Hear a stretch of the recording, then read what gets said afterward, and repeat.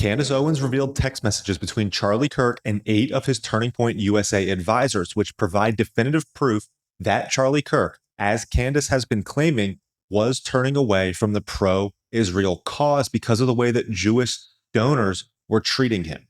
This is a bombshell if these messages are authentic, especially coming on the heels of Bibi Netanyahu calling social media influence a weapon of modern warfare, and in conjunction with what Congresswoman Anna Paulina Luna just revealed, that Discord is being subpoenaed by Congress and that foreign government operatives are in fact being investigated in the assassination of Charlie Kirk.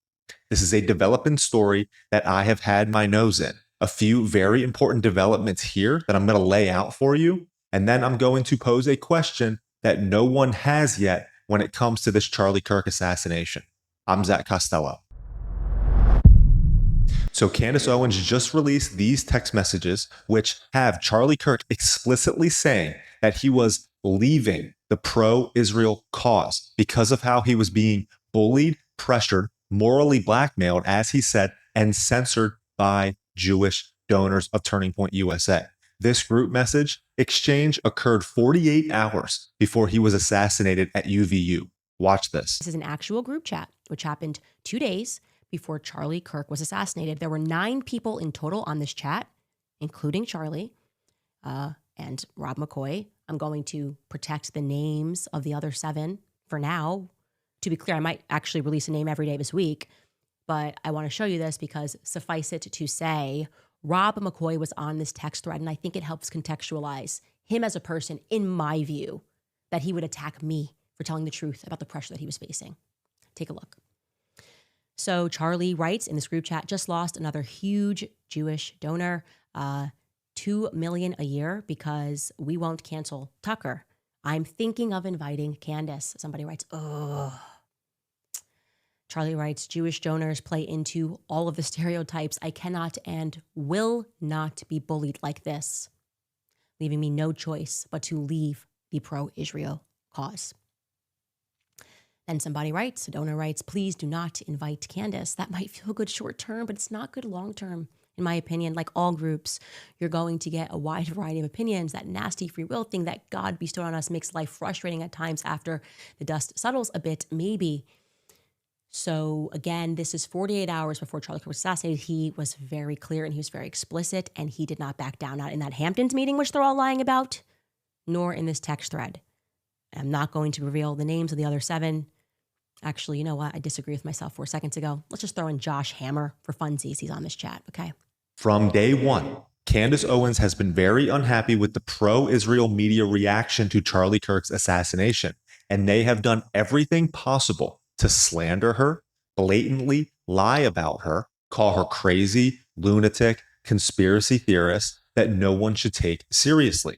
The coordinated attempt to discredit her and accuse her of dancing on Charlie's grave by investigating the truth about what happened on September 10th, while simultaneously telling us to trust the investigation, trust the government narrative. It's just a red flag.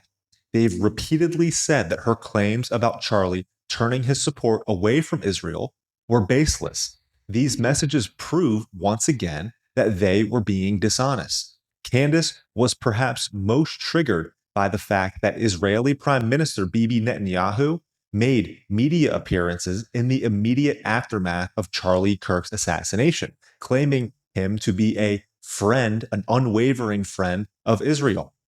What makes Bibi look even more suspicious is his labeling of these critics of Israel as the woke right, or as he calls it, the woke Reich, as he says here, and that social media is now a weapon in modern warfare. Listen to this. This is important context for the Anna Paulina Luna clip that I'll finish with about foreign involvement that the FBI is investigating in this assassination case. Christian influencers, okay? You said, we talked about the woke right, and you said, I call it the woke Reich. That's a brilliant observation. The woke Reich, because these people, you know, they're not any different from the woke left. I mean, they're insane, they're loonies. But they're actually meeting on some of the things. And what we have to do is we have to secure that part of the base of our support in the United States. That is being challenged systematically. A lot of this is done with money. Money of NGOs, vast. Money of governments, vaster. Okay? We have to fight back. How do we fight back? Our influencers. I think you should also talk to them if you have a chance.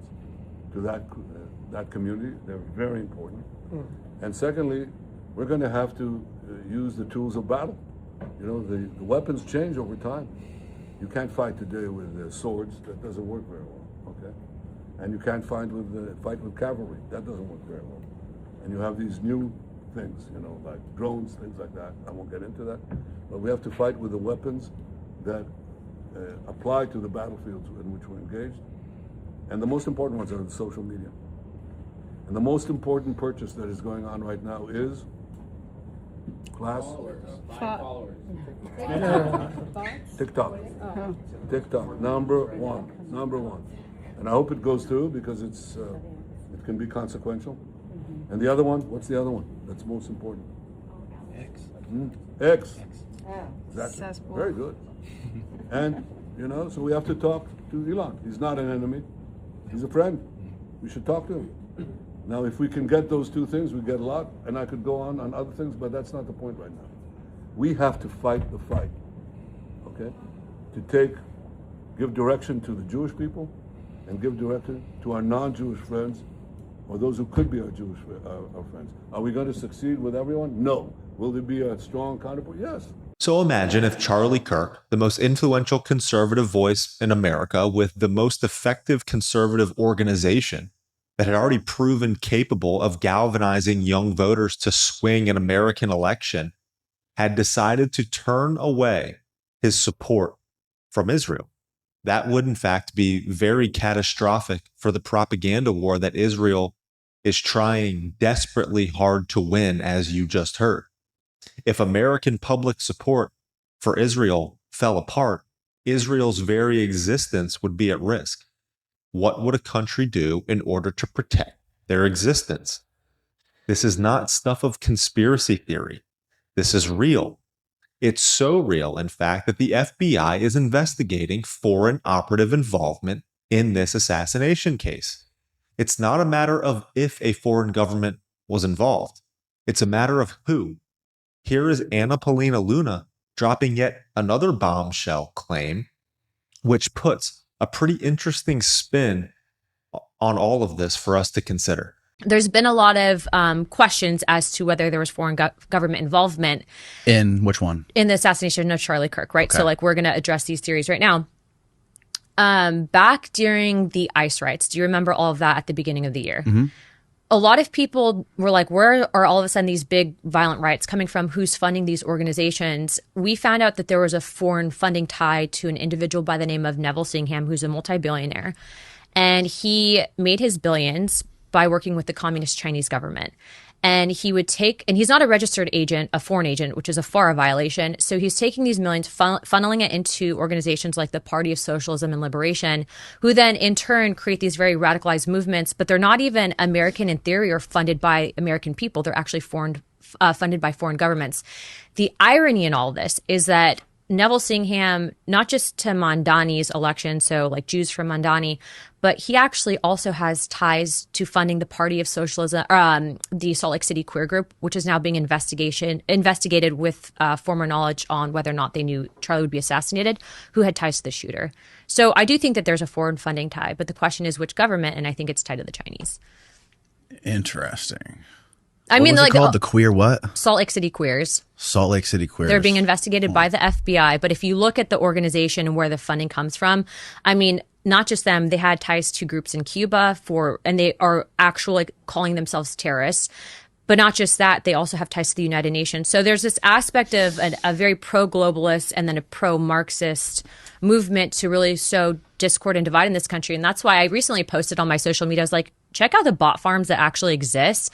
And when you see all this shit talking on Twitter, make sure you're not arguing with the bot, because that's not like a fake thing. It happens. And so we have to realize that social media is being used to kind of stoke this divide. But in the instance of the shooter, Charlie Kirk was almost like a son to President Trump. Don Jr. will tell you was like his little brother. Right. Very close to JD Vance, very close to Kash Patel. So if you think for a second that there will be any amount of resource spared in his investigation, you're wrong. Because I know these people and I've seen the way that this administration has worked towards at least issuing some of the darkest secrets. For example, what happened with CIA and the connection to JFK's assassination. I've met with the director, but to, I think, really take into account that you have the family that is seeing all this stuff out there right now. I hope that they get every single person involved. I definitely think that it's likely that more than one person knew about what was happening because the Salt Lake City queer group immediately deleted their page. They're under investigation. There's a foreign funding tie there. For Tyler Robinson to say that Charlie was, hateful and that he just wanted to eliminate his hatefulness, where does that come from, right? Like if you actually listen to the things that Charlie was saying and you don't clip it, you can realize it was a very logical conversation that he was trying to have. The spin to China is certainly an interesting one. I've been putting myself through the mental exercise and chess play of if China was involved in this, what would they gain? Would they benefit from further dividing Americans left and right? Would they benefit from dividing America and Israel? China has been very pro-Palestine.